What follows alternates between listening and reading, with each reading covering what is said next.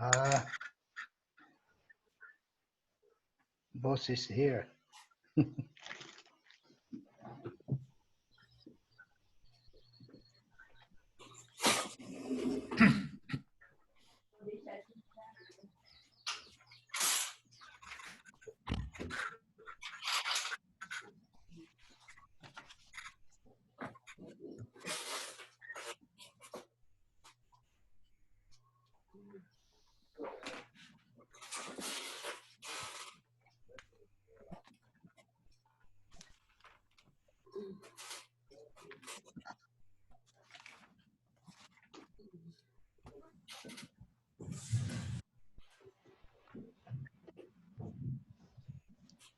Hello.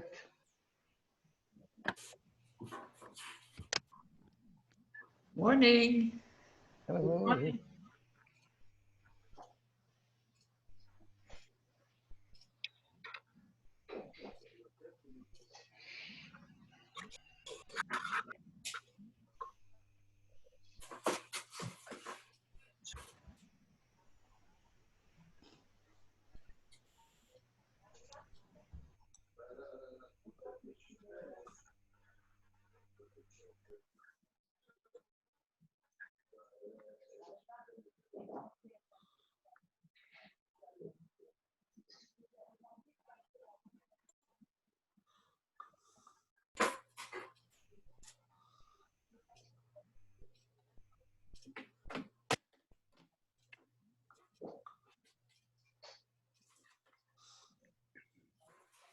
Good morning, Elvira.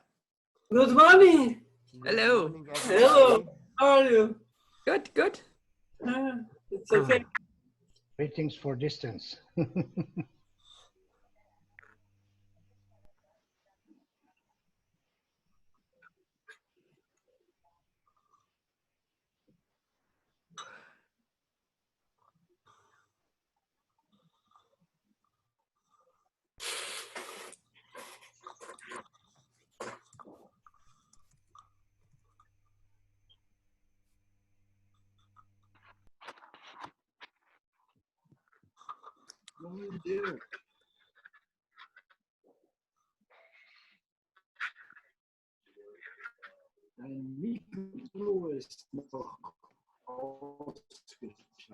Do you hear me? Hello. Okay, good morning. Morning. Good morning, everybody. It is 10 o'clock. We can start, even though we still wait for Dana. Anna is here. Is Dana here? I saw You're her. there. I saw she disappeared somewhere. Disappeared. And Monique? Monique was also here. Yes. I saw her. Okay. So, welcome to everybody. I hope you're all well. Are you? Yes, yes, we are. Good. What do you want to hear? Yes Great. or not? Great, great. In the first place, I would like to thank Monique for the technical connection. She sent you the link and all the information you need to connect. I'm coming. And Coffee. she's still busy. I would like to thank Dana. We worked in a team as usual in the preparation of today's video conference. It is the first video conference which we have among ourselves. And it seems to me we have practiced a little bit before between Paris, Prague, and Kronberg. Whether it works or not, it works. And so we have today 2 hours until 12 o'clock. And 25 participants have registered. Among them, a guest, a student who will follow our discussions carefully and enjoy. I would like to present to you, and that is a pity, but Please take note of that. The best greetings from Petra from Split. Petra wrote me a long message and said, please give my best regards to all my colleagues, and I wish you a nice conference. And the same goes for Gertraud Daye from Graz. She doesn't have the right equipment. Her computer is too old. Well, we all age, even our computers age. And but next time she will be happy to join us with a new computer or something of that kind. To start with, I would like to share also with you the etiquette of such a session. That means the rules of the game. Well, the rules of the game are as follows. Please observe the fact that you should not make a contribution which is longer than maximum 3 minutes. That's the absolute maximum. And now, as we see that the picture changes from time to time because it reacts to your microphone. So please switch off your microphones. You know how to do that. I will show you.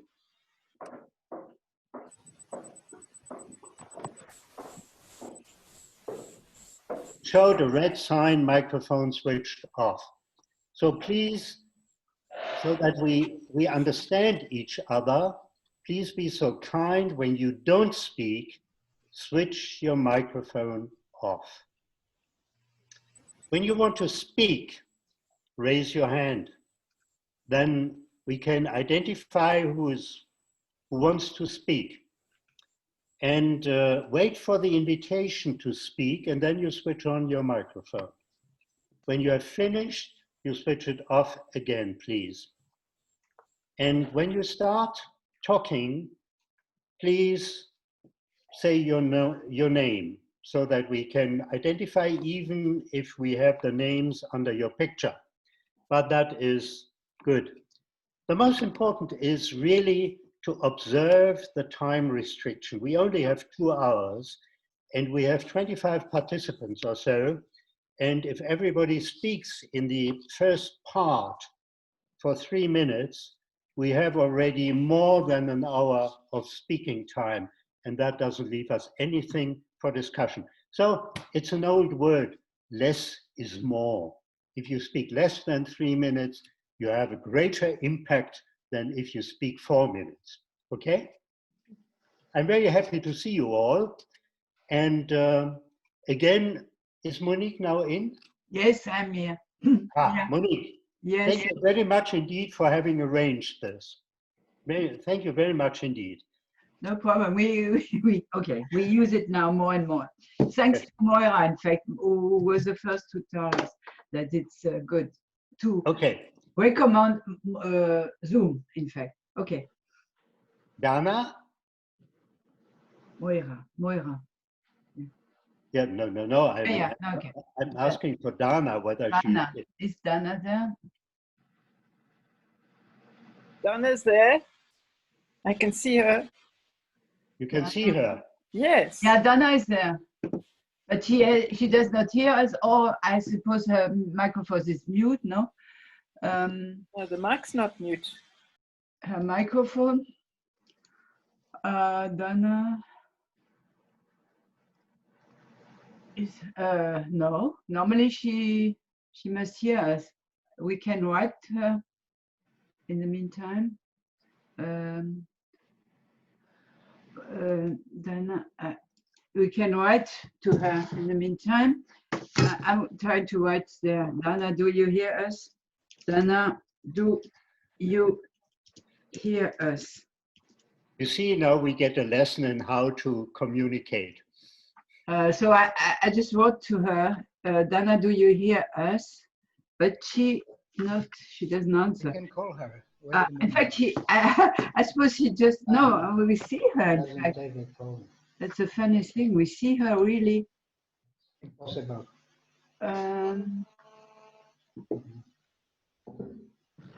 Milos? Dana, where's Dana? Yeah, we Yeah, see I her. tried to call her, but unfortunately she doesn't take up. But we see her. Ah, Somebody Anna talking comes. who was on a cell phone.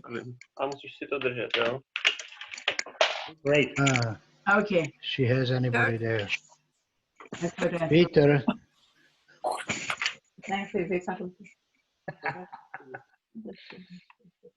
Dirk, Yes?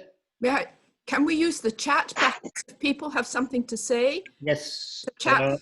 Yeah, please. Tady se vidíš, jo? Tak jenom aby Yeah, you can use the conversation. Jo, a já to nemůžu přesto, já to you can use the chat. Then you type a message and everybody will see it, Už se slyšíš, jo? but without speaking. A on se chat, že máme dát. Dana, hello. Yeah, I am now connected with telephone because my computer doesn't work. But you are pretty, you are present, everything is okay. And Dana, Dana, I just hand over to you because you are now chairing that session of contributions. Please. So I would like to give you a floor according to the alphabetic order of the countries. So the first country that is coming on is Albania. Welcome, Mira, and also the young girl, Rikeda. She just sent a message that she will join us. Very good. So welcome, and please inform us about the situation in your country. You got the question. Jack, did you remind the question? Yeah, they got it. Everyone got the question in the evening. They didn't open it. Okay. According to you, what is the negative and the positive consequence? What are the negative and the positive consequences of this health crisis for older persons in your country? It is the same question for everyone. Hello, can I speak? Yes. Hello, everybody. You have only 3 Member of minutes. Eurag, in this the first virtual meeting together. First, I want to congratulate all organizers of this important meeting for all of us because we miss all time. ASAC through, I am a representative of Albanian Society for All Ages, ASAC. ASAC through...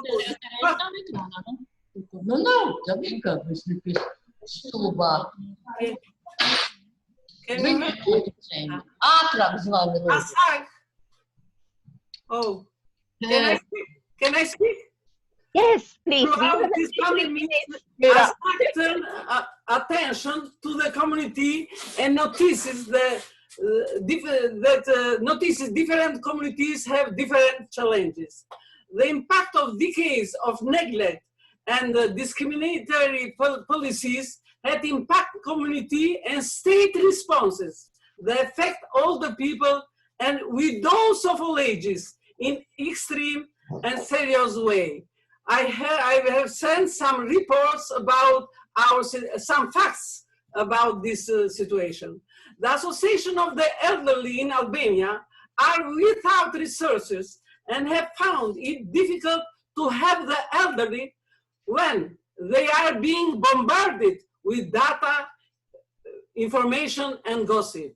Serious associations around the world have helped the elderly with providing trusted information. I am an older woman activist against ageism. I speak widely. I think we need all tools to help and catalyze a movement to make older women discrimination unacceptable. Thank you very much for this meeting with us. Great, thank you, Mira. Very good comment. Yeah. So, and now comes Rosemary. Rosemary doesn't have camera, but Rosemary, you can speak. Ja stau skambinu pabalais. Kito telefono, nenukit. Rosemary Kurz, Austria. Ir noriu Rosemary, are you there? Nedabūs. Nedrīkst tagad lamāt šeit, tam nedabūs. Šausmas. Rosemary? Ir čia visokius trečiamis universitetus Čekija ir Rosemary is not available probably technically. So now I would like to give a floor to Arlette van Assel, Belgium. Arlette? Yes, hello everybody. Hello. We had a bad time here in Belgium. I'm from Belgium. We had more than 9,000 people who died, and a quarter of them were older than 85 years. 85 years. So especially in the nursing homes, they took too late measures. They weren't prepared and equipped, and because the focus in our country was especially on the hospitals, and on the intensive care units. So we had a lot of people who died, and we had also a discussion about the criteria for triage. So shall we make our choice for young people or for the elderly people when we don't have the capacity to have care for all of them? We saw also that the professional background in our nursing homes from the caregivers was not enough. And that's one of the things, one of the consequences is that we have the accent on business nursing homes nowadays and not on care. So we have lower educated people who take care for our elderly people. We saw also that the imaging of all people above 65 years were in the media vulnerable. And we saw also that they talked about the nursing homes, that there were waiting rooms for that. So that was a stereotype, especially in the media. And we have also saw a discrimination. For example, people advocate that all the people must stay home to protect the economy. When they stay home, they are not, and also somebody has not muted probably I can explain later, but I take it. Could we ask Theodora to mute herself because we can't hear the sound stop to work. Translating and making, yeah. I hear something noise. Yeah. So Arlette, thank you. We can't hear you more. So just next one thing, because go till you came back. Yeah. All right. We didn't hear you for a while. Yeah.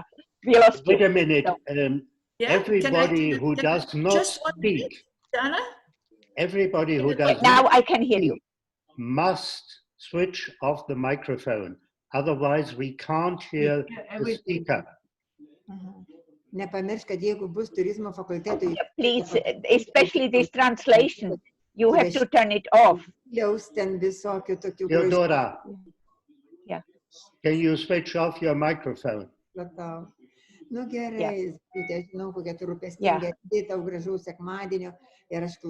It is the trouble, the technical trouble. So Arlette, thank you very much for a description of situation in Belgium, which was badly hit by the epidemic. And now I am giving the floor to Miloš Weiss from the Czech Republic.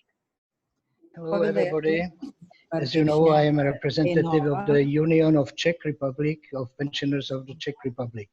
As far as concerns the government approachment, I could say that our government in the Czech Republic approached this COVID pandemic with large wisdom and concentrated the attention to the most vulnerable segment of the society, that means to the seniors. I am sure that it was not It could not be only an election step, as you probably know, we have in autumn the regional and Senate elections, but it was the result of deep feelings for us. The effect is and was and is that we are, the Czech Republic, one of the lowest affected countries in the world, and the lowest died people in the world.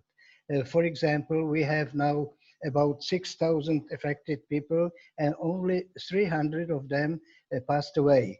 But as I heard, for example, last day, 60% of these died people were very, very ill with the other illnesses. Yeah? So that the number of died people is even less.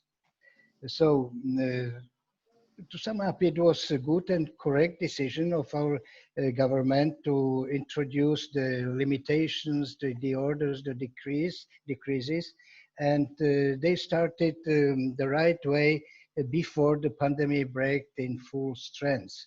That means that we had to put masks. There was prohibition of assembly of more people, disinfection, and so on.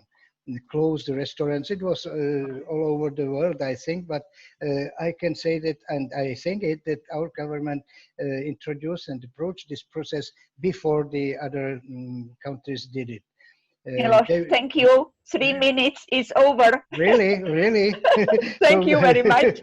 I wanted only to emphasize the role of Council of Seniors of the Czech Republic, because they made a lot of very, very prosperous and good steps. But if I have time later, I will speak about it. Thank you, and I am glad to see you all.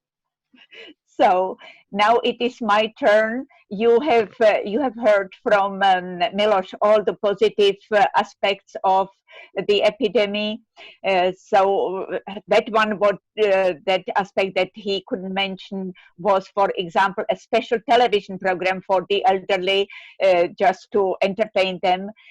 I will speak from my point of view is that. Because they wanted to protect us, and they stressed so much that we are the vulnerable part of the society, they didn't take into consideration that we are not a homogeneous group. So many seniors felt excluded and felt it as a discrimination, that they couldn't do, what the others could do, and a sort of ageism. So my comment yesterday when we had the Republic Senior Council meeting was that the seniors, many seniors are not so vulnerable, and they are ready to help to the society to restart the economy, and that the society should consider seniors like more equal, not only vulnerable, just to give them the role that they deserve. So thank you for your attention. And now Peter Hansen, Denmark. Peter, are you there? Yes, can you hear me? Yes. Good. And see you. Good, that's good.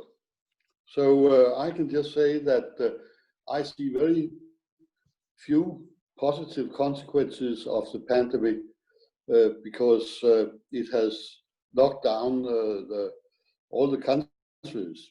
But when it comes to my country, we have been fairly successful in not having so many casualties. We have had something like 550 casualties, but mainly, and I think that's important to stress, that mainly people over 80 and with other diagnoses, which means that the epidemic, the COVID-19, has been bad, and I know people who have had the infection and they felt very bad, but the death rate limits to almost only people over 80 or with other serious diagnoses. And then I think that it is a disaster for all the countries to be locked down for Peter, we lost you. Okay. The sound doesn't work. For how long? Yeah, you have still half a minute. Can you hear me now? I could hear Peter. Yeah, now we can hear you. Yes, you came back. Yeah, so I would just say that I think it has been a hard time, and especially when we talk about Eurag, it is hard that no one can travel. So we hope that the situation will soon improve. And but as a country, I think that Denmark has been on the easy side anyway, compared to Italy, France, Belgium, and Spain, and so on. Those countries have been much worse affected. So thank you. You're welcome. Yeah, thank you very much. So now I would like to give the floor to Moira Allan from France. Hello, everybody. What a pleasure to be with you. From France, we can say the following. We've had a very high death toll. We've had about 145,000 cases and 28,600 deaths. So this is very high. The question was, what's positive, what's negative? What's positive, I think, not about the deaths, obviously, but about the situation, is that the voice of older people has been heard more clearly, because there's been a real pushback about feeling that they're being infantilized by everybody, you know, and the feeling that we've had is that people saying we are competent adults, we can handle the situation ourselves. Marie-Françoise Fouche, who's the president of honor of Old Up, had a full page in the Figaro magazine, in the Figaro newspaper, where she talked about the negative effects of the isolation and what this is having. The other very positive effect is exactly what's happening right here, is that people have learned to communicate in other ways and other means. So we've had Old Up now is using Zoom, and the age platform French group is now using Zoom. For my own network, the Poseidon Network, we turned our open-ended working group side event into an internet event, and that was very positive. So that is a very positive aspect of this. In other words, we can manage by ourselves. The other positive thing in France is that there's been a real kickback from the public health system, and the regional and local hospitals have just got on with it themselves, and they've stopped waiting for directives from the central government, because in this urgent situation they just felt they had to. So they've bypassed a lot of red tape, and I think that that's a very good thing, and I'm sure that the system will not be the same after that.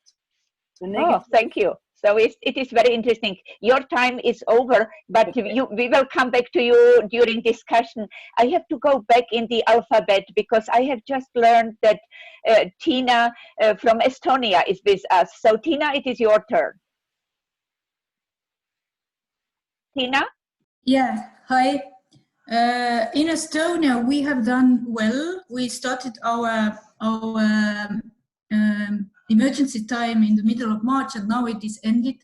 And we altogether have had 65 deceased persons. Of course, they are mostly old persons. No implications of age discriminations what is related to our rules, because all our exceptional rules are for all population, for all members of the state. No, not only for older people, and this is a good thing. But what is bad and what influence us in the future is that when workplaces and schools, they transformed their activities into e-platforms, day centers and all activities what was targeted to older people, they just had been locked down, and nothing else happened here and will happen. Nothing else will happen with with active aging activities, because I have heard they have cut budgets of day centers and these clubs. Nursing homes were closed mostly in the first row, but nevertheless, the discipline, let's say the close one and relatives, they continued to visit nursing homes despite the rules. And that's why we had some very local epidemics in nursing homes. But generally, it's not the worst. Yes, thank you, Tina. We had the same. Yes, it was probably the same all over. Thank you very much for your contribution. And now I would like to give the floor to Monique Epstein. France. Hi, I'm here. Okay, you hear me, huh? Okay, I just want to separate the positive and negative points. Moira already said one positive point, which is the use of digital technologies, and a lot of people began to use it for to communicate. As a positive aspect, the buying habits have changed, and people use more short circuit. It's called a short buying circuit, which means from the producer to the buyer. There is a big change about that, and also more ecological impact in what concerns Paris. Then another positive, this is positive. Negative is, of course, the fact that people who are sick from other diseases than COVID they are not going to the doctor. So some people might have diseases that they didn't care of now, and it will appear afterwards, or it will be worse afterwards. And a big negative thing is the thing that between generations there is some fight about. The young generation says that because of the older generations we are at home, we stay at home, and it's because of the seniors. And that's a big problem, because some philosophers are opening this debate about the fact that seniors are responsible for the fact that we are confined, in 2 words. Yeah. So thank you, Monique. Okay. I would like to give the floor to François Petelat from eSeniors France. Hello, I have nothing to add with Monique said, but I can also say that we hope that the population will best clean. With this, we have to find a best system of cleanness while we have learned how we must wash hand and etc. And I think a positive point, it will be the best system of cleanness. Cleaning, yeah. Cleaning. Yeah, sorry. yeah. The hygiene, hygiene. Yeah. So nothing else. Yeah. Thank you very much. Dirk, could you tell us about the situation in Germany, please? Yeah, thank you, Dana. I will not expand on the whole situation of Germany, because it's a big country and lots of people, and I do not know them all. But I would like to stress 4 points. The first point is that people of all ages started to begin to understand society in a different way. They realized that they are not single persons, but that there are threats, which are threats for everybody, and which need to be addressed by everybody. And a certain kind of behavior would help to the whole of the society if individuals do that.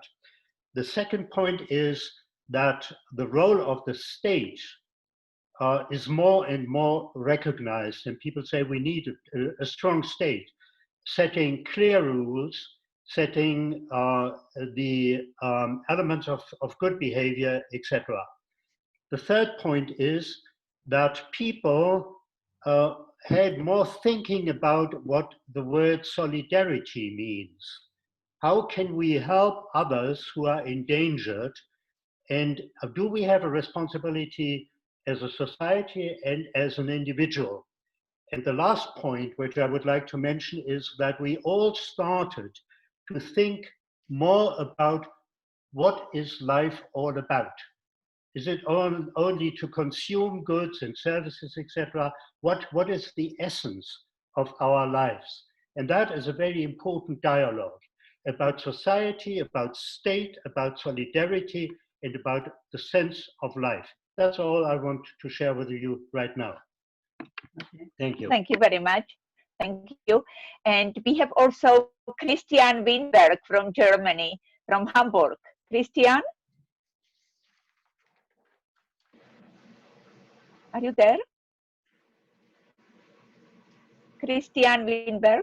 He was there at the beginning. Yeah, I could see him, yes, in the beginning. He's still on the list. We can write him. Christian? Are you there? I can write him. Christian, where are you? You can come in later, Dana. Yeah, so all right. So now we have Gabor Hegyesi from Hungary as a proxy for his wife Eva also. So Gabor, welcome to the Eurag meeting. Thank you very much, What is the Dana. situation in Hungary? Right. Well, let me just take 10 seconds from my time because I'm here first time, and thanks for letting me come into this meeting. I'm now young enough to join you, Eurag, and of course wonderful to see some of my friends on the screen. My name is Gabor Hegyesi, and I must tell you that of course I'm asked to be here because Eva, as her husband, but she also asked me to take over the so-called international issues of the association. So you might have well, I will have the chance to see you again at other international meetings. I'm professionally a social worker, a professor of emeritus at the university. And this is also a part by why I am dealing with this issue, and lovely to see you. So very quickly now, Hungary. Luckily, we belong to the less affected countries, 5,000 sickness and 500 passed away, which is, of course, everybody is a big trauma if somebody passes away, but anyway, 500 is much a better number than comparing with Italy or France or other countries. Very quickly, there were I've got a long list of positive and negative, but I know time is going. The biggest problem is that now we can see the weaknesses of the social and health services. Most of these people passed away in institutes of nursing homes and hospitals. And in a way, we have to learn the lesson from this situation. And let me, there are many others, but I don't go into. And on the positive side, well, this is what we are doing. We experience that many people in Hungary and the associations, as you said too, using Zooms and talk to each other and telephones and mobile and so on. So it's a very active communication revolution is going on among elderly people, which is good. The biggest problem for elderly is that they are divided from their families, not to be able to touch the grandchildren and to see each other. But also this has a positive side because those who are living together, as we say, they either divorce or the connection becomes stronger. So the families are changing as a consequence of this COVID-19. I think my time is over, so maybe I can thank you so much. And so we are very pleased that you joined us, and we hope that Hungary will be more active in your community in the future. Thank you. Thank you so much. And Thank you. now I would like to welcome Dario Bracco, a long-time friend who has not been here in our meetings for a long time. Dario, I'm happy to see you again. It's just across 20 years, something like that, from our last meeting in Cyprus. Yeah. You heard me, yes. So Italy is still under it's not finished. We are still about 300, 400 deaths a day. So we are not able to make some consideration because we are in the middle. Even the magazine say, and the people want to consider finish the first phase. It's not finished, unfortunately. The reason of that is that, as you know, as everybody know, Italy is a long country. So there are the center-south who is looking for holidays, and the center-north is looking for hospital. And this is difficult to merge. No? Another consideration is that the elderly people was handled in a very, very fault way. When they stay in the institution, in the residential home, and get the virus, they reach the hospital, but was sent back to finish the care. So contaminate all other habitants in the houses. And this is the reason for this thousand and thousand deaths of elderly. Another consideration is that the Italian is not able to be governed. The mask is optional. If you go on the road, one of three have the mask. So they don't respect the order. So we are in the middle of the confusion. Our center is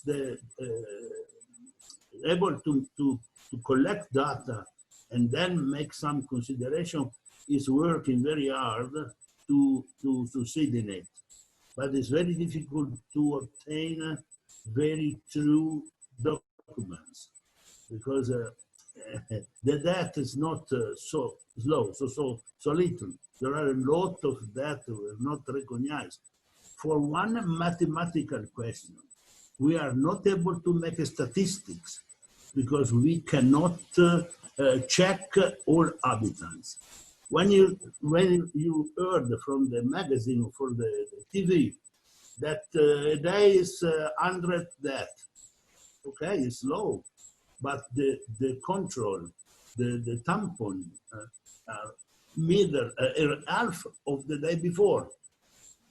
Yeah. If you make 100 deaths on 1,000 control, and the day after you make 200 deaths on 2,000 deaths on 2,000 control, you make the same results statistically. So it's difficult to assembly all the data. We are looking forward to receive sincere data and then collect them and then publish something with that. On the other hand, I just finished. Yeah. I know. Okay. Yeah. Later. Yes, thank you. Later we will come back to you during the discussion. Thank you so much. So, and now the floor belongs to Razi Edis from Israel.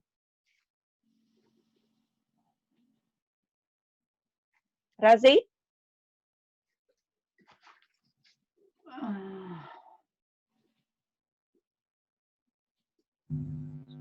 Yeah, no, it is not Razi. Is he on? No, Razi was on in the beginning. I could see his name. I don't see him now. Razi? we have to wait or to call him, but he's not. Yeah. He's not online now. I'm going to send him an email. Yeah. Yeah. All right. Okay. Is he there? No. We still have two people. We have Christian. Yeah. Also. All right. So I would like to give the floor to Teresia Makare from Latvia and her RASA organization. Yeah. Okay. Do you hear us? Yeah, of course. Dear Eurag members, we are very glad to see you on behalf of Riga Seniors Alliance. And we are still not in person, but this Zoom session is the vivid experience that Eurag has come to action.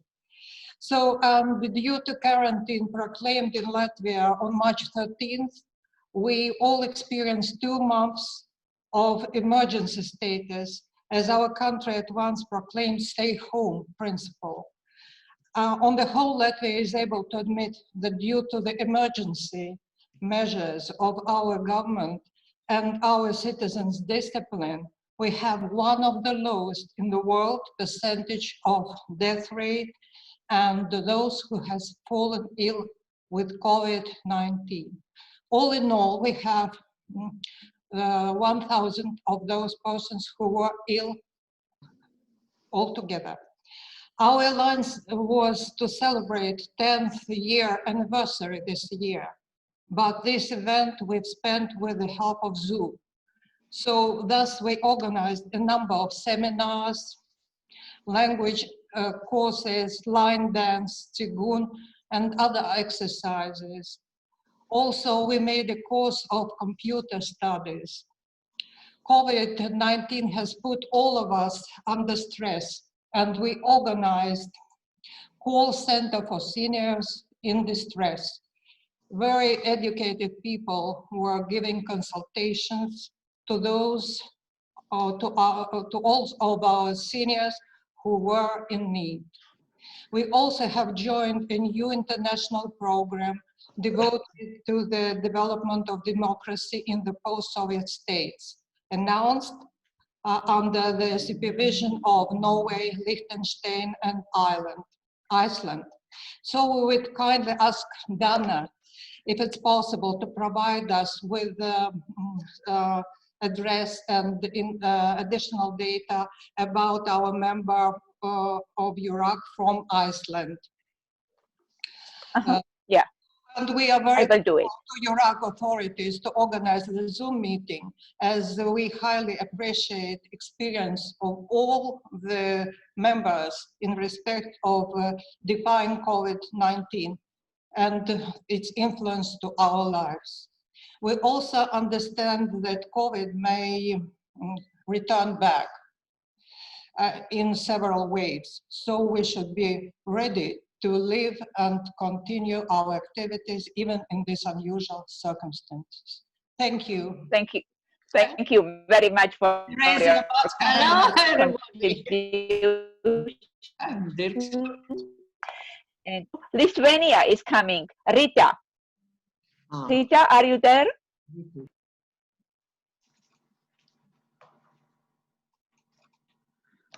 Lithuania. Hello to everybody.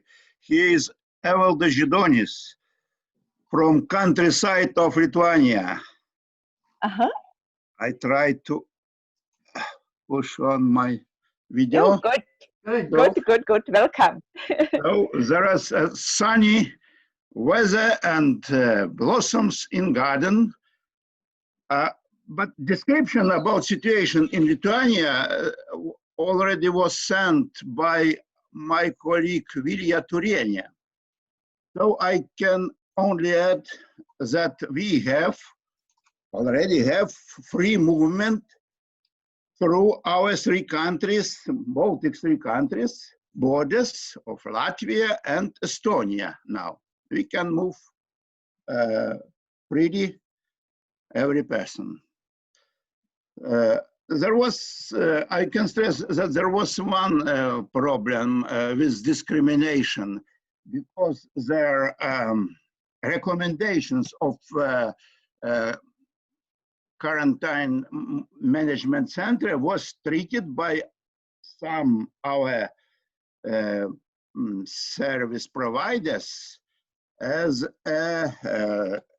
obligatory, and there were some announcements that people who are older than 16 are not serviced there. So thank you and good luck. Thank you very much for your report. And now I would like to give the floor to Olga Skaric from Macedonia. Olga is our new member. Olga, are you there? Yes. Yeah, good. Okay. Welcome. So I'm so pleased to see you in person almost. Hello. Thanks you to Dirk and all friends here. And you are listening, but I couldn't see that you are looking at me. Yeah, I am looking at you. Okay. I'm speaking from the center of Skopje, 0 point, like we say. Our feelings and main preoccupation is the uncertainty now. So many open questions about what is this virus and will be next much dangerous, for example. What is clear, we have different kind of groups of people. First is respecting the imposed rules. The other group neglecting, and the third one protesting, disobedient are. In Macedonia, all the persons survived in their home, with family, with organized providing of food, medicine, medical or psychological support by telephone like this. But isolation was very stressful for all of us, for all generations. Statistic calculation is proof that planning government measures had been okay for aging people, but the sandwich generation, this one in between children and aging people, was much more charged and sacrificed, I think. What is clear is the intergeneration solidarity and cooperation.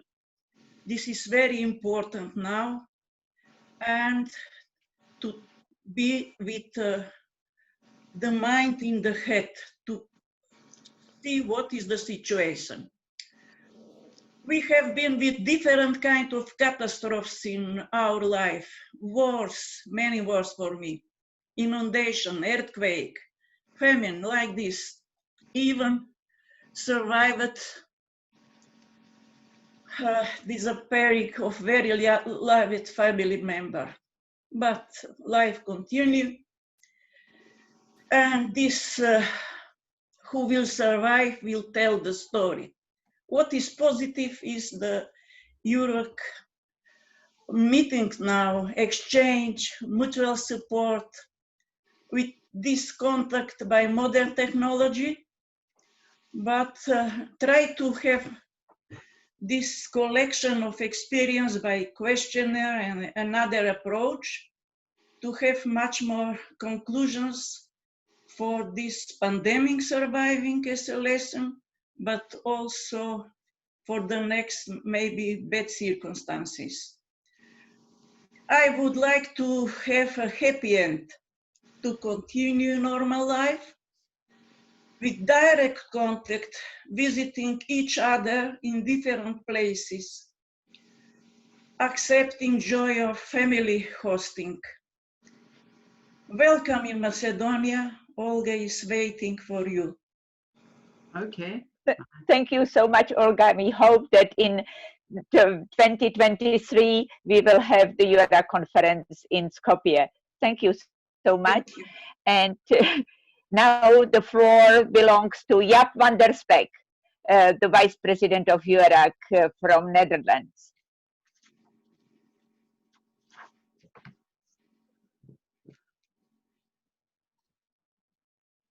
Yep.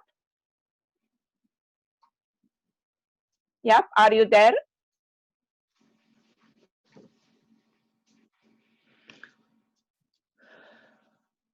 Yeah. Monique, what happened to Yap? I don't know. I wrote to Raziel in the meantime, but he didn't answer. Wait a minute. Yeah, where is he? I cannot do anything if he is not online. I sent him an email. Yeah. Okay. So all right. So we are going now to Aneta Zubekova from Slovakia. An email. Okay. Oh. Slovakia. Yes, okay. Aneta Zubekova. Yes. Do you hear me? I'm here. Hello. Oh. Yes. Hello, Aneta. Yes. Hello. I'm from Slovakia. I represent Slovak Union of Pensioners, and I am preparing some short report how the situation in Slovakia were developed. Our government started very early with the restriction because they consider that the coronavirus was spread in our country from abroad only, and these restrictions were focused on two main ways. One was for hygiene increasing, and second was for most vulnerable groups, for mainly for seniors. Of course, that was it was wider restriction for other sectors.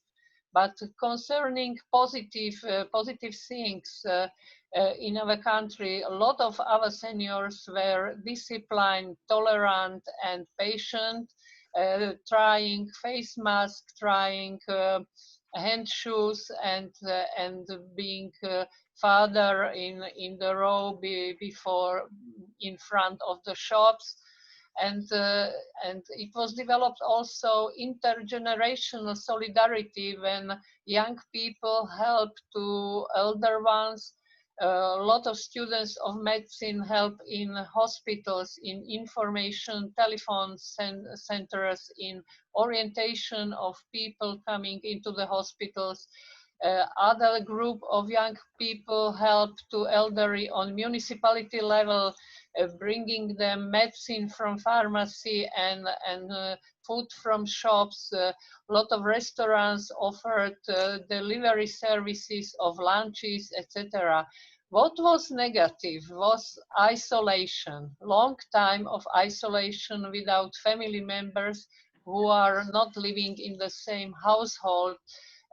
Isolation of meetings with closed coffee bars, cinemas, and other leisure activities. But in the summary, at the end of all this period, we have a very low number of people died.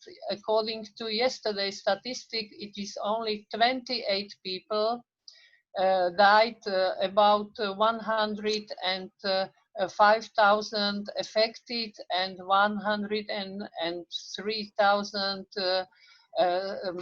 recovered. Okay, thank you very much. Yeah. Yes, it is. It was amazing how Slovakia dealt with epidemic.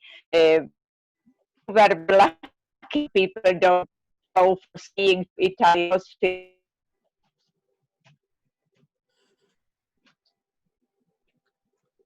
Dana, you have two. You are two.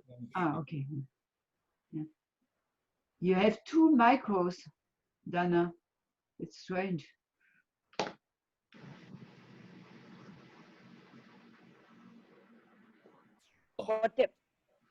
What about Roland? Roland Grunder? Yes, I'm here. Yeah, good. I'm here, no problem.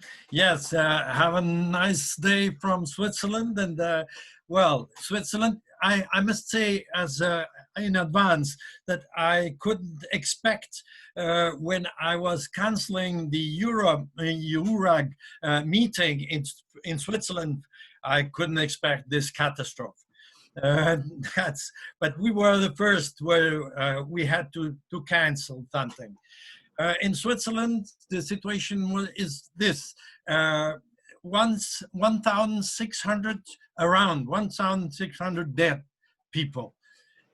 Of them are more than 50%, 80 years old people.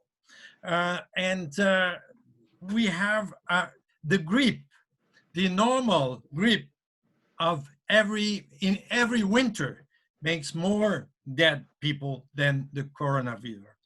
And in Switzerland, one of the most negative thing, which was to relate it, is that we had a dictatorship of the medicine and of the specialists. And the biggest catastrophe is the economic catastrophe. It makes more problems than the health problems at the moment. We have, and one of the big problem in Switzerland, which was made to us, it was the category. If we say from 60 or 65 up to 90 or 100 years old, that's one category, and I'm not, for myself, and I'm in that category, but I don't agree that I have the same status as people who are 100 years old or 90 years old with previous diseases and so on. And that is one of the big problem in Switzerland, which we told to the medicine and to the political. They stopped everything, and for me, they had to make differentiation.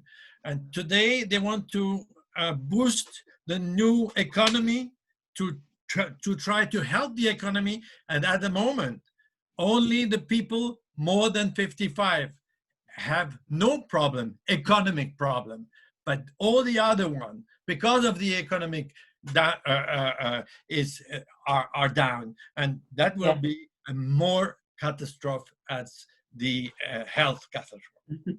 You are so right. Yeah. Thank you so much, Roland, for your contribution. And now I would like to invite Elizabeth from the United Kingdom. Elizabeth, are you still with us? Yeah, I'm here. Sorry, pressed the wrong thing. Thank you very much, and greetings to everybody. I think most of what is happening in the UK has been said already from colleagues who have spoken before. I think what I can say in relation to the UK, our deaths really are significant, as many you may see if you are able to connect with UK television. Over 37,000 deaths, and it was not until we were pushing very hard that we got the data from care homes, because care homes for sure have been ignored. And now we know that at least 10,000 deaths have been from older people in care homes in the UK. We'll go into all the issues around that, but what I want to say is that in terms of the negatives, but it can be seen also as a positive, in that ageism and age discrimination is absolutely apparent, absolutely. And therefore, it is something we can grab hold of and use to our benefit to challenge it, because people cannot deny it anymore. It has been apparent in the way that older people have been regarded through this pandemic, as was said from Roland from Switzerland, that we are part of the solution. We can and must, we contribute to the economy, maybe in paid work, also to in unpaid work. All of the work that we do as volunteers for our families as carers, whether it's childcare or elder care, those are the things which we are we need to stress. And the thing that we have concerns about as carers is that when the younger people, we are being, our economy is slowly going back to work, we think, and as they do that, those family members or those people, people who have relied on their volunteers, on the younger people who are going back to work, but who the older people who are left at home relying on those volunteers are often older people themselves, and they will still be required to self-isolate. And therefore we can almost see that things may get worse for older people who are self-isolating at home, because the younger people who have been doing some great work, and that solidarity between the generations that we've seen, they will then be exposed. I think clearly what Dirk was saying about the infrastructure and society, in the UK, it has exposed the sheer vulnerability of social care in the United Kingdom, not only in terms of the poor infrastructure, but also the poor wages and conditions for carers, for carers in care homes. And it is not surprising that the virus was spread, because those carers, in order to have work and to survive, have gone from home to home, and without realizing, taking the virus with them. So and I'm sure there's going to be huge opportunities for research. I can imagine the researchers for the next few years are going to be looking at the data and what it has meant. But I know that here in the United Kingdom, I have been asked on behalf of our National Women's Group to coordinate issues for older women, to be able to feed those into our Government Equalities Office. And therefore it has been very, I'm very excited about the fact that many academics have actually said, yes, we'd like to join this group to be sure that the data and what we are picking up is fed into government. Thank you. So thank you so much. It was very interesting to get this news from the UK. And now Galina Polyakova from Ukraine.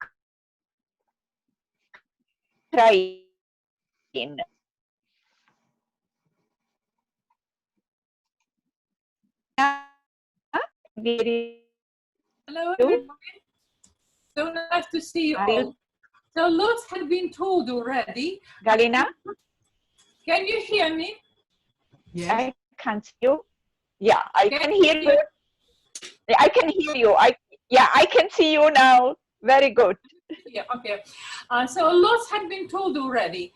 So what may be positive academics, I don't know. But perhaps one thing is positive, that we found out that there are so many nice people. As all the people are the risk group and they were self-isolated, so someone had to take care of them.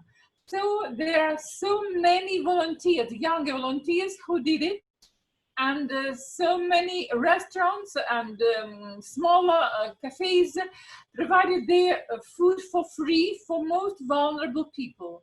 We had trained a good group of volunteers. All our volunteers are age 60 plus, trained about 50, 100 or even more volunteers who did telephone calls to lonely older people to provide them moral support, to provide them information, although there are lots of information on TV and everywhere, but sometimes it was necessary to do it in a more understandable language, just explain it in details. And we also try to reveal the problems and needs of older people, lonely, isolated, vulnerable older people, to help them. So these problems and these needs were reviewed and were solved by means of individual advocacy.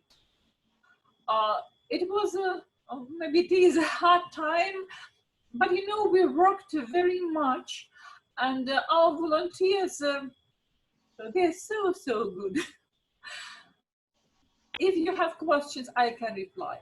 But actually, with our population of 42 million, we had registered only 22,000 confirmed cases of coronavirus. It's not much. And who really suffered a lot, these are younger people, self-employed. Because older people in Ukraine, they all have pensions, they had additional payments from the government, and people aged 84 had even additional money. But who suffered? Younger people, self-employed people, and according to statistics, the majority of infected people were aged 50-60. Thank you. Thank you very much. I have so good to learn about the situation in Ukraine. I have noticed that also Jessica Puhar from Slovenia is with us. She didn't apply in advance, but Jessica, I would like to give you a floor. Jessica Puhar, Slovenia. I have seen her a while ago on the picture. Yeah, we see you. Are you? I can't see you, but I can hear you, Jessica. You can speak. Wait a minute. Unmute. Yeah. No. Okay, So, hear me now? Yes. Jessica, I can't see you, but I can hear you. So you can speak. Well, if you can hear me, now I can see you. I can see you even. Yeah, very good. Okay, yeah. So my regards from Slovenia. I can confirm a lot of things my predecessors said. You know, my speech will not be too long. I must say that in Slovenia we control the spread of virus very good.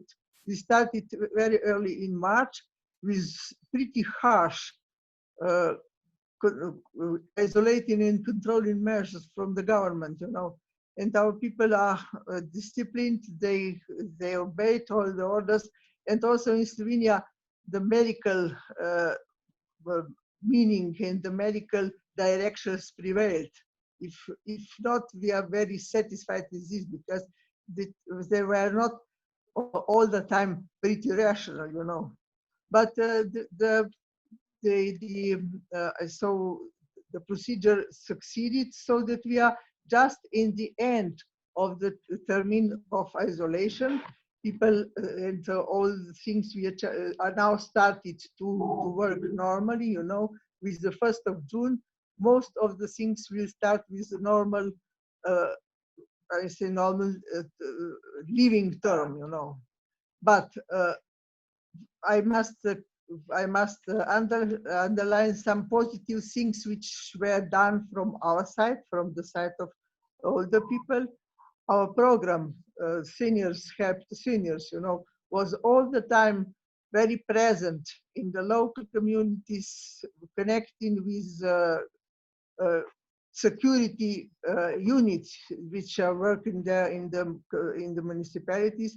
We gave them all the data about the people living alone, so that these people could be cared through the volunteers, younger ones, because our older people were also isolated. You know, they couldn't go from home to home. You know, and positive is also this, that the government adopted 2 packages of help for the people. You know, one is for the people, all the people. The second one was for the enterprises and entrepreneurs, for the people who are waiting, who are waiting for the work, who cannot work, who must be at home, and so on. And now it is the 3rd package in the procedure. It will be the governmental help to the enterprises to start with economy, which was now stopped in the beginning, but very negative. Even is that the diseases, people over 80% were from the nursing homes. You know, our medical assistance was poor, and they didn't give the assistance to the nursing homes. So the disease victims were as much, the highest there, And this provoked also that we are now in the procedure of giving some proposals to the government that they must immediately do something in improving the conditions and also the legislation concerning the nursing homes. So thank you, Jessica. Thank you for your report about the situation in Slovenia. I would like to go back to those whom we missed. So Christian Winberg from Hamburg, Germany. Are you available, Christian?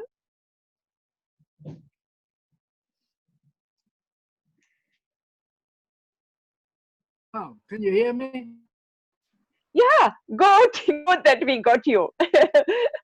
So I want to underline what Roland has said, because we found out that there is a big discrimination of elderly people, because we have, they are marked, not elderly people, they all are marked as a risk for our society, for health of our society.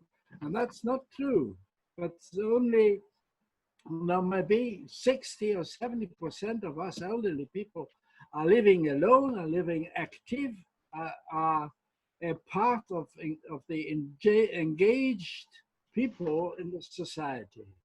And now it is a kind of quietness about this situation, and we have published an appeal to come back to this picture of being old and active and being engaged in our society. So we hope when the situation is becoming better, next week all the meeting rooms of the elderly people in our city will be open. So we hope that we can come back to this impression of being old and active and engaged in the society. Thank you very much. So you can see that we can hear the similar ideas from all over the Europe, from all of our members. So I would like to give the floor to Razi from Histadrus, the Israeli Association of the Elderly. Razi, are you available? He's not in the list. Yeah, Razi applied. Yeah, I know. He answered, but he is not in the list here of the participants. He was. No. I don't know what happened, but he's not in the list. I have him there.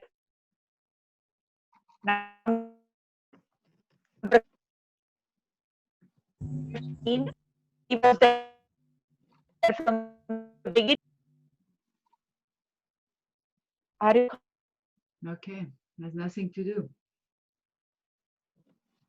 Connected. Looking forward.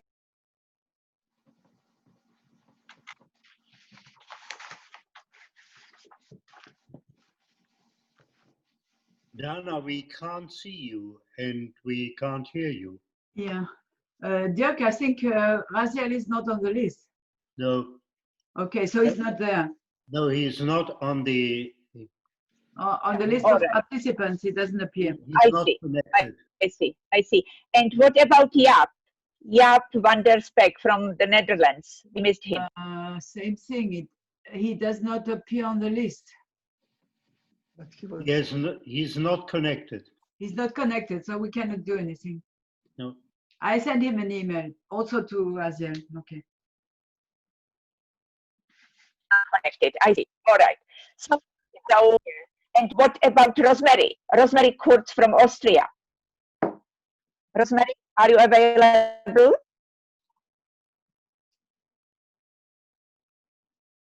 No, Dana. She wrote that she couldn't join us. Okay. I see. All right. All right. So, so she said that she didn't have camera, but that she would be joining the meeting this morning. So, all right. So I think that we went through the list of our participants. I would like to welcome also Vandana of Ulm in Germany, and who applied as an observer. Vandana, are you with us? Yeah, hello. Hello, everyone. Hello. Hello, good to see you.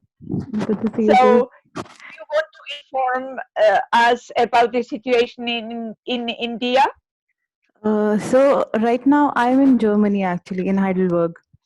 So I really don't have a first-hand information, but the case in India is quite different because like we have a lot of economic inequality.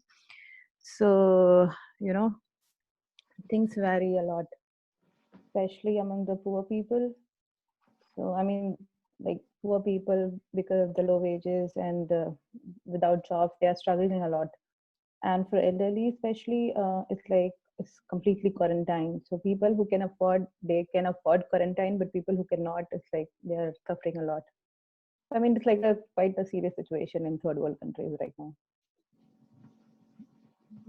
So thank you very much. And now I would like to go back to Dana, you need to switch off the second device. We see you in two. You need to switch off your second device, either the iPhone or the computer.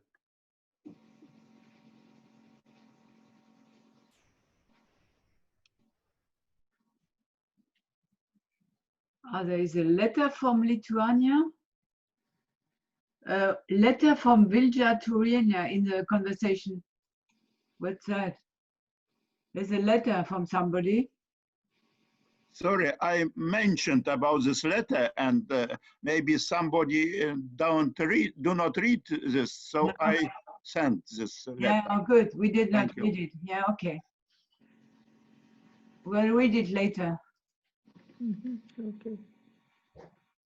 It's in the conversation. You can download it. Dropbox. Pub. I lost you for a while. Yes. Yeah. Okay. So Dirk, will you take over the discussion?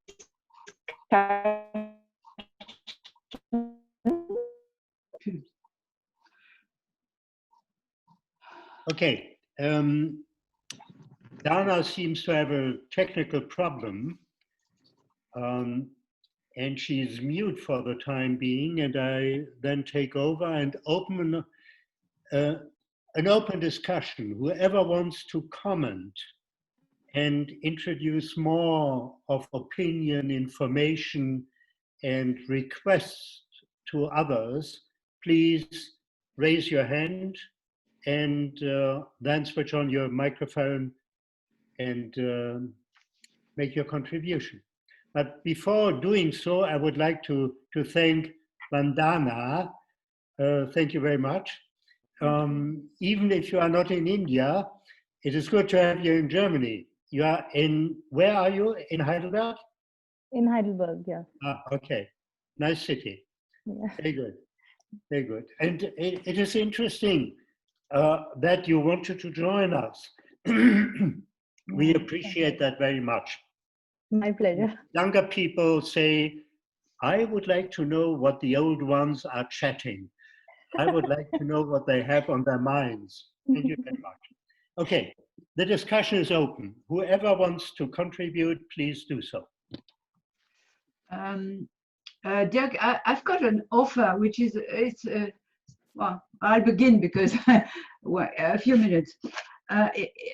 As you know, I'm always involved in European projects, and just right now we are trying to set up a consortium, which is called SAFE, and it's safe for scale-up innovation across senior care facilities in Europe. And if ever people would be interested in knowing more, it's just an informal consortium. There's no money implied, there's no formal membership. But the idea is to have people together who have the same interest and applying together to European projects.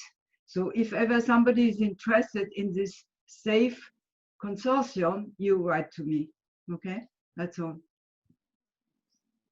Okay, and that means that you will send them, those who are interested, you will send them a short outline of what the project idea is all about. Yes, of course. Okay. Yeah. Then you can check what people can contribute to it, where their interests lie, and so on. Good. If they are interested in joining the group. Yeah, okay, that's all. Thank you very much. Dirk, may I have a comment? Please. Dirk? Yeah. Yes. So how I listened to all our participants, so there was one interesting common point. My impression is that the seniors from the former communist territory, that they are somehow more disciplined, and they were somehow grateful that the state is taking care of them, and they were very obedient. So it is like a common feature. And I could see it yesterday in the Czech Senior Council that it was the most common approach. So if I came up with that revolutionary, you know, that some of idea that some seniors feel excluded, and they feel that they are the signs of ageism, that somehow the society is pushing all of them in one group, and telling them, you are so vulnerable, stay at home and don't actually interfere with our lives, because otherwise you would only increase the demands of on the health system. So so it is something that I noticed also from these reports. And I am pleased that it is not the common feature, and that many other seniors like the Swiss and many others, French, and feel that seniors have an active role in the society, even in such a difficult time as epidemic is. Thank you. I would say that I think in these times you see difference indeed between the Eastern countries and the Western countries, because the young people help much more.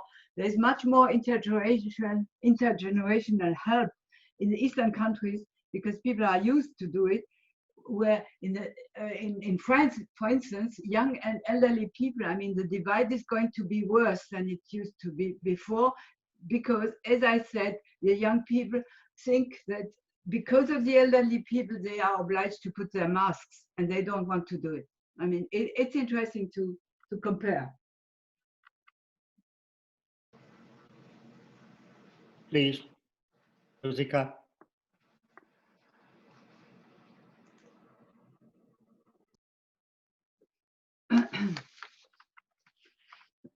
Jessica, you need to switch on your microphone. Yeah. What's now? Good. Do you hear me now? Yes. Yes. Yes. Okay. Okay. Excuse me, but surely my way of acting is not just direct. I want to add something from Slovenian praxis. In some days ago, in our newspaper was published an article from a medical student from Maribor. As a lesson, yes, but it was published, you know, in the newspaper. That it was so the content that they invested a lot of energy, time, and possibilities to protect us, old people, he was talking about the younger, you know, students and so on. And that we are really, now it is seen what we are a burden for them, you know, for younger. And how we will return this to them, that they can act and then can a normal life live now when the danger of epidemic is decreasing and so and so. In the beginning, our members were reacting very hard, you know. They said it is dangerous if something like this appeared. But then we were considering it is better to react, publish something, or to leave the things go, you know, go and not make the things more important than they are. So we decided not to react publicly, but it is a sign that we must be very, very attentive for how the young generation is, in spite of all our endeavors for solidarity, for intergenerational cooperation. Some thoughts are appearing in such situations like this epidemic was. So, thank you. Do you think, that is a question which I would like to ask you, do you think that there is an over-mediation of the corona crisis, that the media report too much about it? It was before a normal influenza epidemic in the winter months causes more death than this corona crisis. That may be right or not. I don't know. I'm not involved in these statistics. But what we see is that from morning till night we get media coverage on all the aspects of this crisis. Does that have negative effects or positive effects? What is the role of the media? Because anything, you can boost it to an importance which it doesn't merit, or you reduce it from its real importance to nothing. What do you think about that? Do you see here? Yeah. Yes. I mean that the media, I'm talking for Slovenia, the media were too much engaged in this epidemic, you know. They were accompanying each step, each company, each school, what was happening, you know, in local communities and so on and so. It was too much highlighted, you know, because in the other circumstances that would go on without a lot of circus, as I said, you know. We in this case, we consider this is better not to give the media another push to write and to publish about the things I was talking before in my comment, you know. Mm-hmm. So, do the media at the same time transport a negative image of older persons? Yeah, sure. Sure. Oh, can I say something? Yes, please. Yeah. So in our country, definitely the media played an important role, and one got almost the impression that they tried to cause or trigger fear with people as much as they could possibly. And there was, quite recently, there was an interview with one oncologist, and he said, people, stop to be crazy. During the time of coronavirus, 6,800 people in our country died from cancer. So just, take it into consideration that we will be probably somehow coexisting with the virus for many years to come, and don't pay so much attention or importance to this, because in comparison with other diseases that are also dangerous for us, we have to consider it as actually a minor reason for death. So some experts are trying to put it in some balance with other aspects of the the medical dangers that are affecting us. Okay, One little thank comment. you. I have Tina, Yeah. I have Roland, I Yeah. have Gabor. Tina first, then Roland, and then I have Gabor. a small replique, if I can. After Very, this. Okay. very short replique. Can I do it? Yes. Yeah. After the three. Okay. Please. Okay. Yep. So, Okay. Then I no, give no. you the floor. Okay. Tina.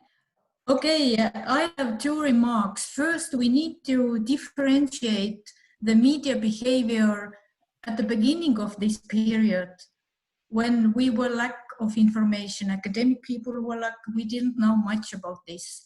And we need to estimate the media behavior right now after 2 months when we are much more informed already. So we can't deal with this as a whole. And what regards to media messages, then in Estonia, we got these type of news that informed that younger people too are vulnerable. They got ill. We had such stories in the media, but what we lacked was that there was no stories, no interviews, no information about older people who were actually not under the risk because of their health conditions and so on. So this harmonization is still the problem that older people are all similar, what is not true. So 2 remarks. Thank you. Thank you, Tina. Roland. Yes, I just wanted to make a remark. First of all the medias have put in the same pot everyone, and that is not good. And the problem of we all older people, we were all risk people, but risk for who? I don't know. I'm also an older people, but I'm not a risk for anybody. My own risk is for me to die. Of course, it's my risk, but it's not a risk for all the people. I make a difference between vulnerable and risk people. And media's always said risk people, you are risk people, risk for I don't know for whom. And that is, they forgot that we are a part of the society. They said, stay home, and you're no more on the society. And that was a big problem in Switzerland as everywhere. Now, positive thing, a positive remark for Dana, basically, and for Dirk. Our 20th anniversary of the Swiss Council will be in September next year. The exact date will come out tomorrow at the meeting which I have tomorrow with the organization committee. That's all. Very good. Thank you. Great. Thank you. Gabor, please. Thank you very much. And well, congratulations to your 20th birthday. The association had the 30th birthday just last week, so we are getting old as associations too. Let me say something. I was very excited at the beginning, so actually I forgot to tell you Eva's best greetings to everybody. And she was really sorry that she was not able to join, but she had a previously set up meeting with the association, so hopes that next time she will come. What I would like to contribute to this very interesting discussion on the role of the media during this very difficult times is as follows. Probably you know from the media that Hungary has a very special situation politically.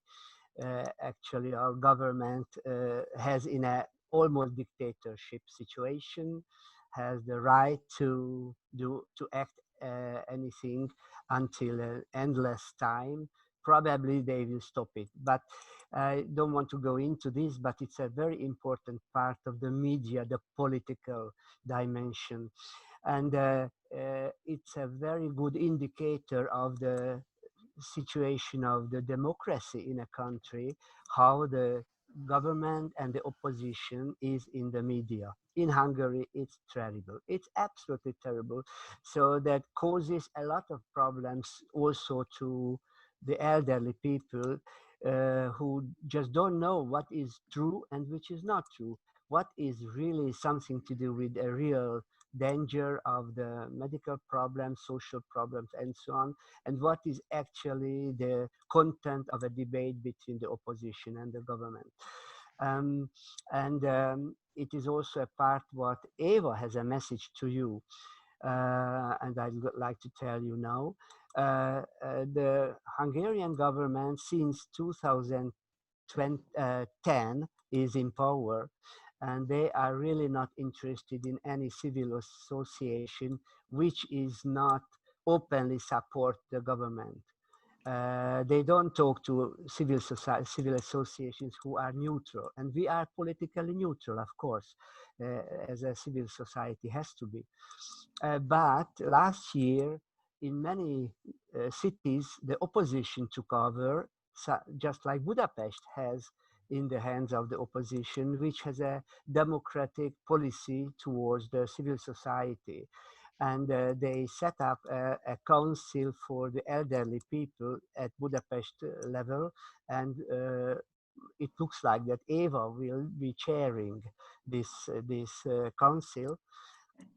So she probably will be in the situation to offer you, to take it into consideration that you would be willing to come to Budapest. It's a kind of invitation to welcome you in Budapest, so we can be a little bit more active again with the support of at least a Budapest level. The country has to change to have a government support, but maybe that's sorry, it's a very political point. But Budapest is supporting now civil societies, and maybe you can take it into consideration that you can. Gabor, thank you very much.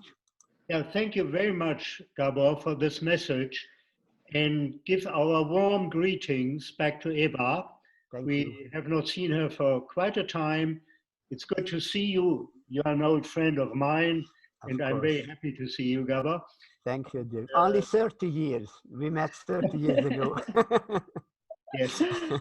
Okay. Thank you very much. Thank you very much indeed. I have now Jessica, and then I have Elizabeth, and then Peter. And Moira will be added to my list. Okay. Anybody else? Aha. Milos and Galina. And I close. Please be very short.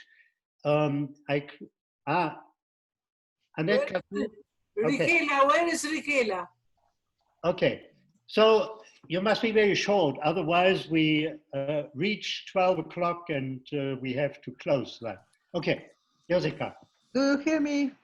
Yes. I'm here. Yes. One of our researchers said that the gap which appeared because the other disease, people with other diseases, 2 months didn't have the assessment to the hospitals and to the medical institutions.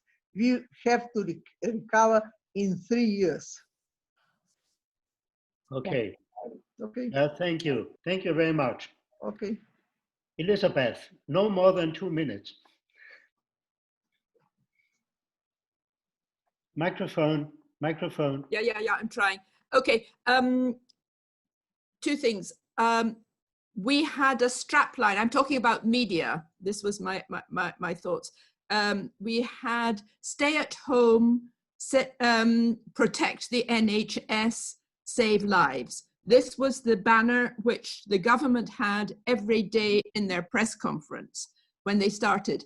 And the reason they were doing such things was because they feared the overwhelming of the hospitals, because they did not have sufficient ventilators, etc., what was needed.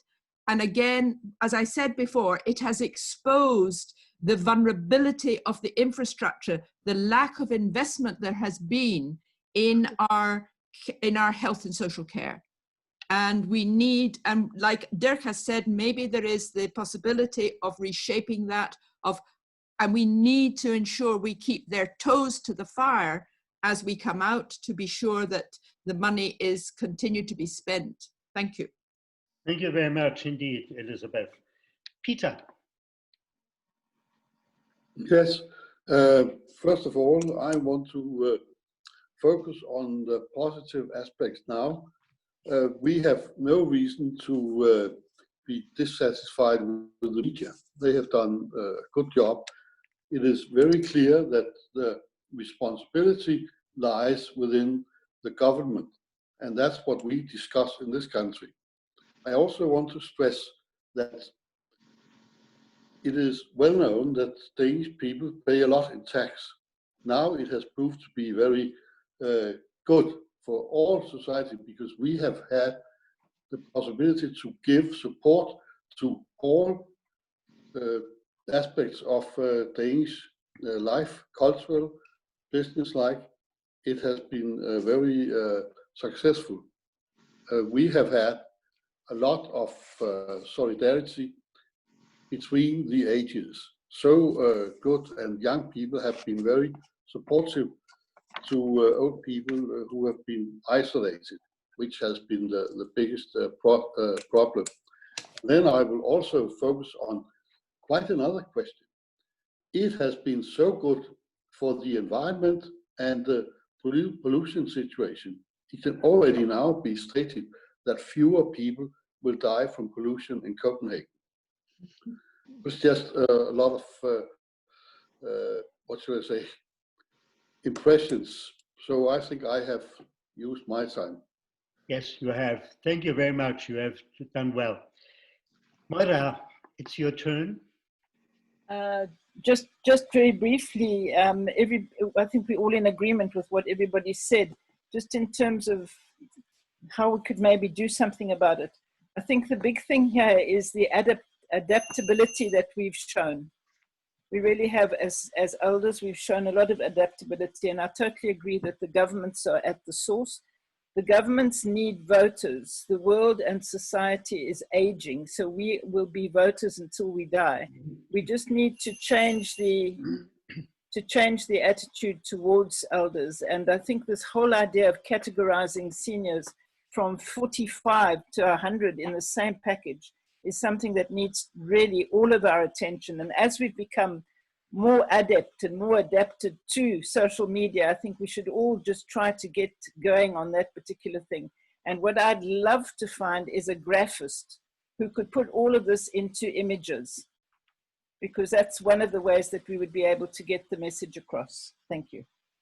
Thank you very much, Moira. Very good idea. Perhaps there, oh, she's going away, huh? Okay. Milos. So could you repeat some words as Peter said? Milos, we don't understand you.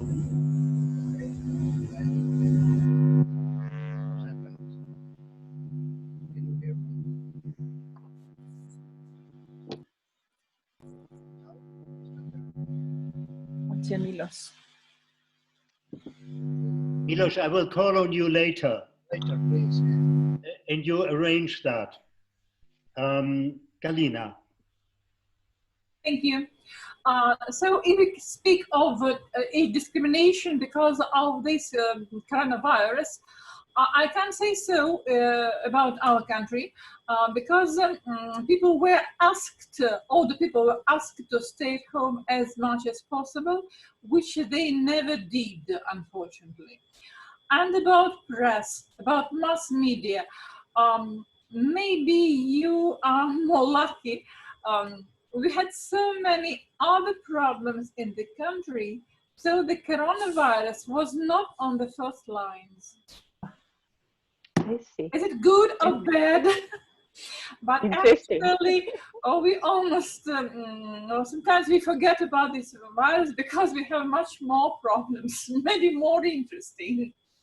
So maybe that's good. It didn't make much pressure on us. Maybe, who knows? Yeah. Thank you. Yeah. Thank you, Galina. Yeah, that is a very good remark. Anetka?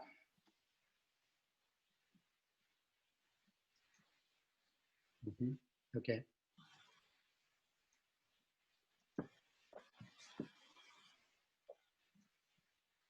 Okay, I have a problem to share the screen that this way is better for me. I think that approach of information campaign was based on the average awareness of the seniors. The government solved the situation for as wide as possible the group of seniors. Of course, I agree with Dana that there is a group of seniors very good working with information technologies and use this period of next online development skills.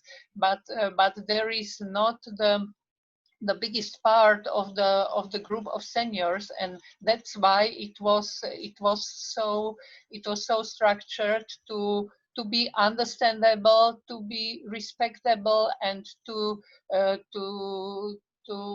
appreciate all the decision, recognizing and knowing their reasons. Thank you very much.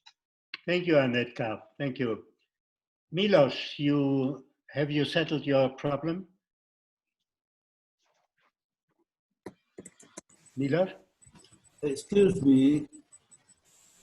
Yeah. Dario? Excuse me. I am just because I have other appointment now. I remember, because I know Eurag since the beginning. Eurag is the Federation of Elderly People in Europe, okay? And elderly people in Europe now need us. I consider myself too, because they need a voice.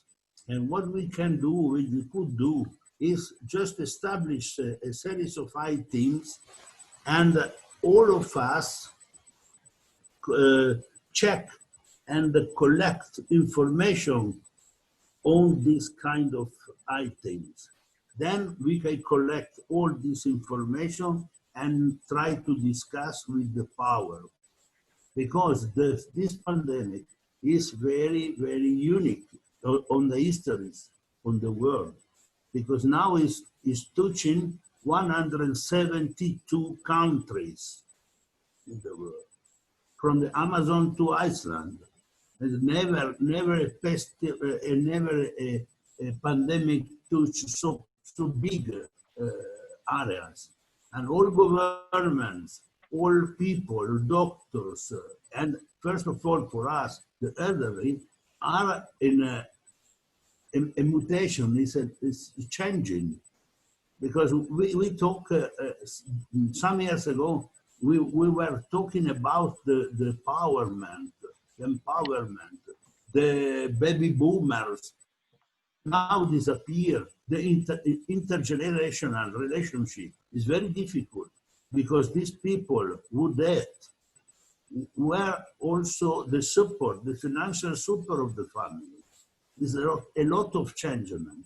I suggest this, select a number of items to consider, and then all of us collect information coming from everywhere, and then we discuss on that.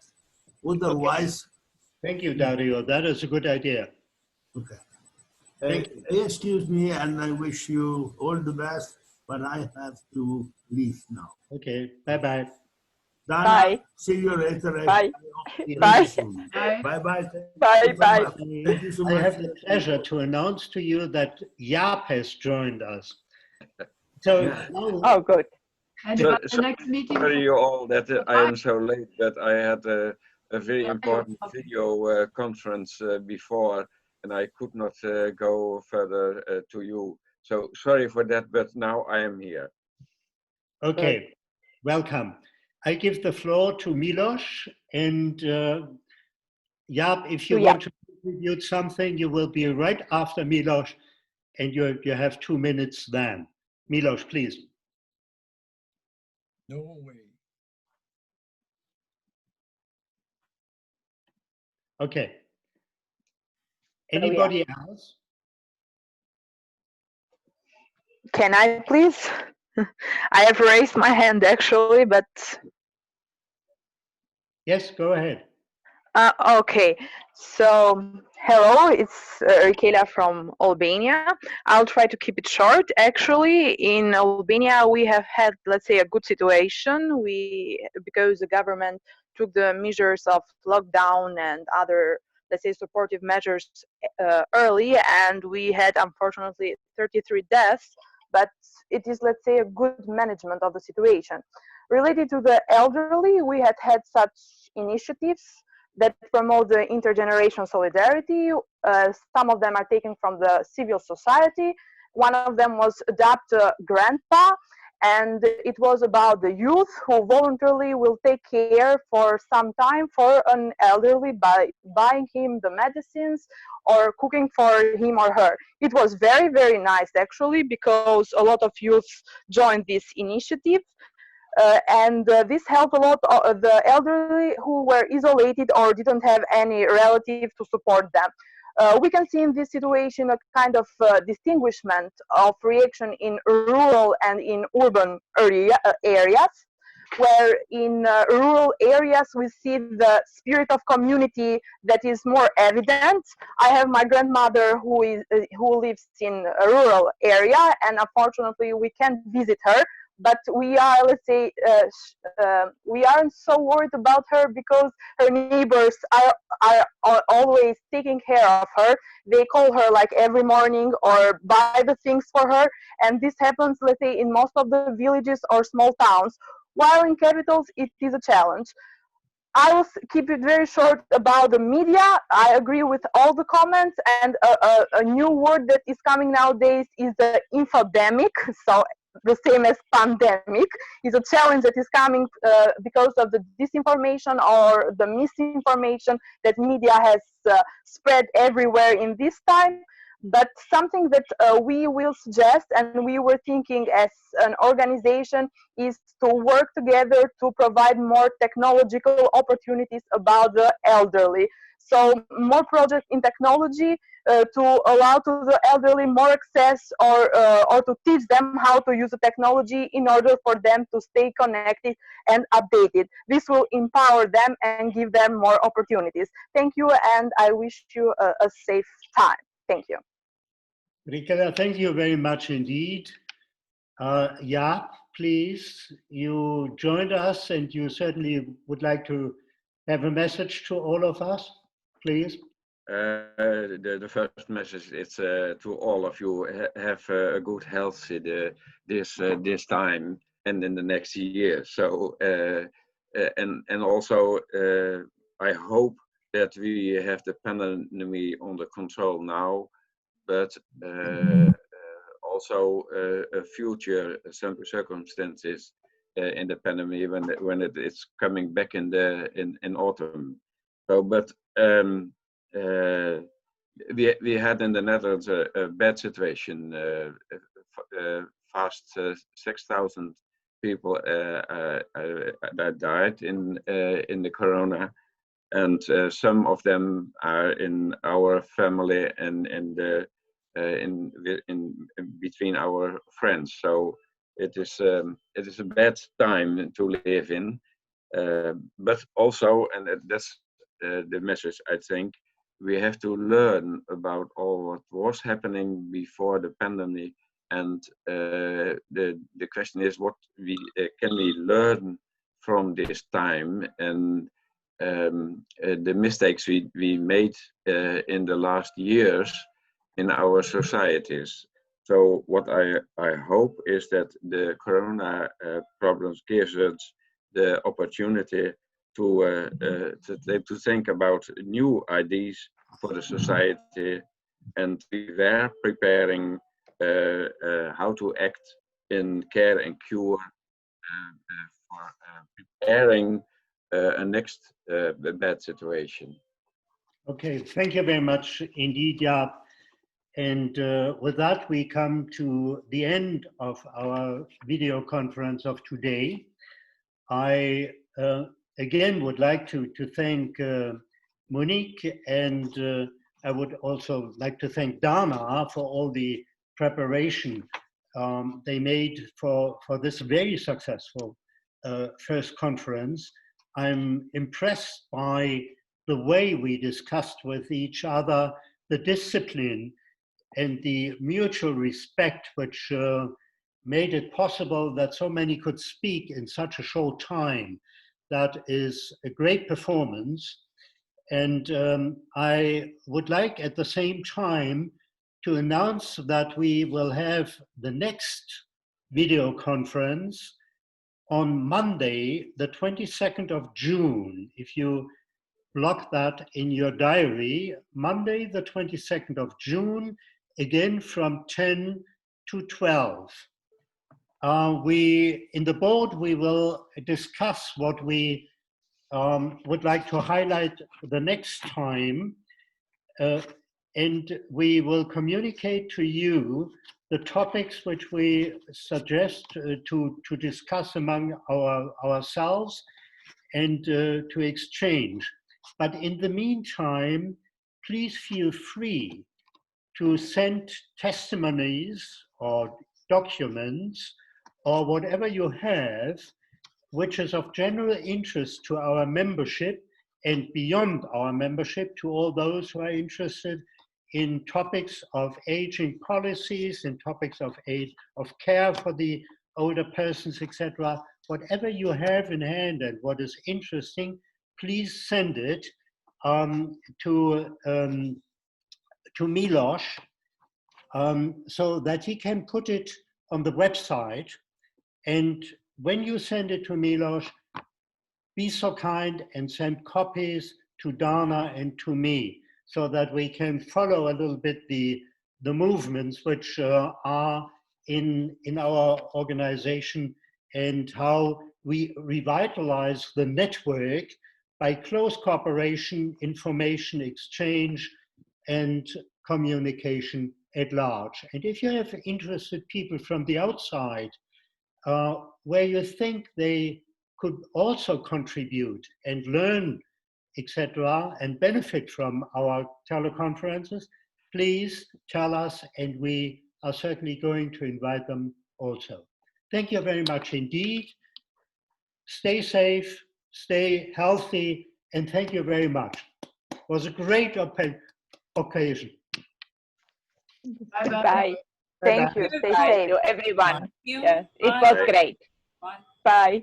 Thanks, Dirk, for chairing us. Thank you. Thank you. Goodbye.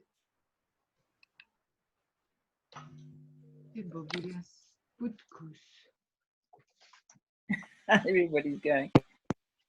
Dana? Yes. And Monique, in my diary, the 26th is a Friday. 26th of June is a Friday, not No, a 22nd. He said 22nd. 22nd it is. Who is Peter said. Povilas said it. Butkus, did we have him talk? 20. Povilas Butkus? Povilas?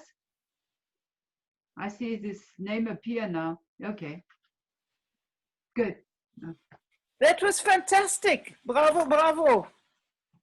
Yeah, it was yeah, as Dirk said, a little discipline helps. It's good to have a discipline, and so many people were talking, which never would happen in a normal room, because everybody continues to speak and you cannot stop the people. And here you can stop the people. No, it was fabulous. I think it's going to give Eurag a totally new lease on life with a far wider audience. Dana, I think this Italian guy gave us a good idea. about the subject to talk about, and he gave some ideas, and also the subject of media is important, and I think we really have a role to play. Not on the government, it's not so easy. It's easier to do it perhaps with the media than with the government. Well, I have to think about it, but because having an influence on the government is very hard. Having an influence and trying to catch the media is a bit easier, perhaps. I'm not sure. I totally agree, and I totally repeat my request for a graphist who could create some cartoon characters. Yeah, we can look for somebody. Somebody who enjoys doing that, because it's such you know, if you could, I'd love to have that, but I don't have that art at all. But just to talk about that whole question of categorizing seniors, you know, you put somebody of 50 in the same age as somebody as 100. It's like taking a 2-year-old and saying it's the same as a 17-year-old. You know, it's just totally different. Yeah. And that's what happens all the time. And I think also to show seniors in the active roles, you know, there were lots of very good phrases that came up from different people that they've been experiencing. You know, the big discrimination, they said, and they said that the very nice Christian fellow from Germany, he said, we've got to show that we're old and active and engaged. You know, and there's so many examples that we can put forward with that. Yeah, sure. But to find a graphist will be difficult unless we begin to write what we want to be shown, to make it clear on a written form, and then a graphist can make it clearer for other people. No, it's not. It's not, certainly not an easy. Because well, unless we find a senior graphist. That is the point. I think find it. No, if it's possible to find it. Because if we find a senior graphist, it's okay. If we find a young guy or girl, we need to explain. Yeah. But even perhaps in other countries, I mean, would be even easier in some other countries, or some students in some university. We have to launch perhaps to send out the application. I mean, to launch to everybody. Yeah. Dana, perhaps we just send out some request. Do you know some young or elderly graphist who would be happy to make a graphics about the categorizing of seniors or something like that? Yeah. We can. No, people would be happy. The whole thing, Monique, about the aging of society, because everybody who's young is going to be old. Yeah. You know, and that when we talk about ageism, we always talk about, you know, older people, but I mean, people must realize more and more that the whole of society is aging. In a couple of years, they're going to be 1 in 6 people over 60. Yes. And one of our people from Pasadena Network in South America discovered something so interesting. She's a psychologist. And she started also, you know, practicing now with Zoom and all the rest of it. She started having these Zoom calls with her grandchildren. And the grandchildren were very interested about this and so forth and so on. And she's come up with that, with the notion to try and explain to the grandchildren, but by using photographs, that they will change too. You know, if you think of anybody, I mean, a cat stays a cat, whatever age it is, basically. And a dog stays a dog. But we as human beings, we become unrecognizable, if you think of it. I don't look anything like I looked when I was a baby. And as I've progressed, I've changed totally. And she just thought that it would be a good idea, and she's been trying that with her grandchildren, to use photographs, you know, photographs of them when they were babies. And you just stop there, show them, look, this is what you were, you know, without pondering or hitting the point too much. But this is where you are, and that's where you are now with your teeth, and now you're playing in the soccer team and so forth. And what's happening to us is just a natural progression.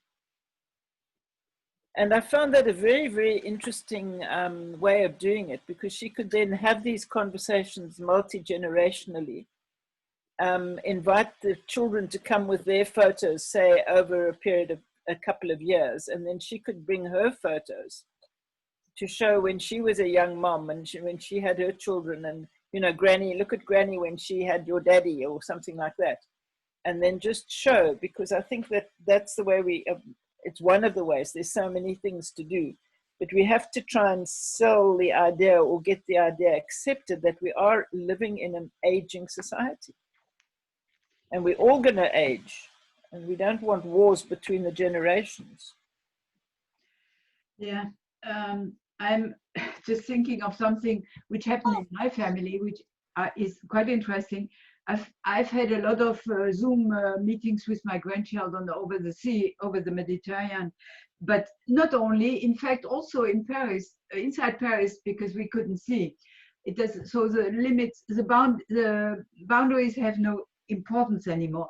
But something interesting came out. We began to get interested in our family tree, and we have now a family tree of a few hundred people, and it's crazy because some of the family, one girl, she's alone, her children are not there, she has a lot of time, and she spends her time looking for people in the family, and she's making a tree so big, so big, so big. She would never have done that. Nobody would have done that without the corona. Great.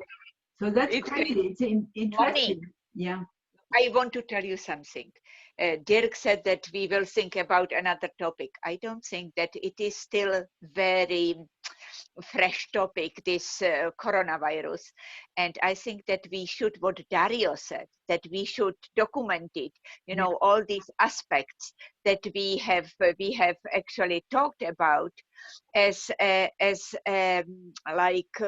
lecture from that, you know, how to, no, lesson, how to, you know, what this period of time actually taught us, you know. Yeah, and we should be talking about this because there were very interesting aspects, you know, like UK, that absolutely not functioning health system, you know, absolutely collapsing, you know, and there are interesting things that people are saying, you know, these medias that are making, you know, creating the fear on purpose, you know, just to have a topic to write on. So you know, this is everything that we should somehow stress, and also the role of seniors, not to be excluded, not to, they treated us as a herd of cattle. Yeah, exactly. You know, to put us in an enclosure, you know, to isolate us, not to disturb actually the living people. You know, and they called it, you know, that we are vulnerable and that we need protection.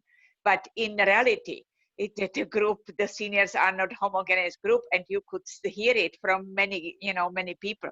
So we should spend time with this and really make something out of that. And it was interesting, you know, how also what the Hungarians said, you know, about that they fear that it is too much of directorship, so that now they have the democratic leadership in the city hall in Budapest, and that they are supporting them. So these are, you know, good things that we learned. Yeah, I think we opened a lot of possibilities today. By the way, normally I made a recording. I hope it's going to work, but I was recording the whole thing, the meeting, and I hope it's going to be work, and I will be able to show you the recording. But then the recording will have a lot of work to work with that. Yeah, but thanks to you that you forced us, because with Dirk we were somehow hesitant in the beginning. So it was your idea actually, and it was a great success, and we can see that people are really interested in something like this, and most of them are capable technically to join it. You know, I feel sorry about Razi that he could not connect. Yeah. And once again, it's very funny, but it's the only way to have limited intervention. So people force themselves to speak fast, to give us the main it idea. was good. And we handled it so well because these meetings with Moira, pass it on, they don't set up the limit. And some people are just talking for 20 minutes. And that you know, that American lady, that Jan Hively, who is the in charge, she is taking half an hour just for herself. You know, so it is not possible to have such meetings. You know, so it was very well handled. This, you know, that we didn't give too much time to everyone, but everyone was very disciplined. So it was good. Even Dirk did not speak too much. I sent him an email and I said, please. You must congratulate because he did a big effort also to be. Yeah. I told him, Dirk, please keep the introduction very short in order to have more time for the discussion and the conclusions and evaluation. Yeah. Yeah, I told him. Yeah. So perfect. So thank you very much. Okay. So it was good. We have to prepare. Yeah. We have a lot of things to do to prepare the next meeting. Moira, I think you could be helpful also. This was really very good, and I was so pleased that we got such people, you know, like Macedonia, Italy, and Hungary that we never get normally. So great, gorgeous. No, it's a whole new stage for Eurag. Bravo. Okay, thanks. Bye-bye, and see you soon. Bye. Okay. Bye-bye. Bye-bye.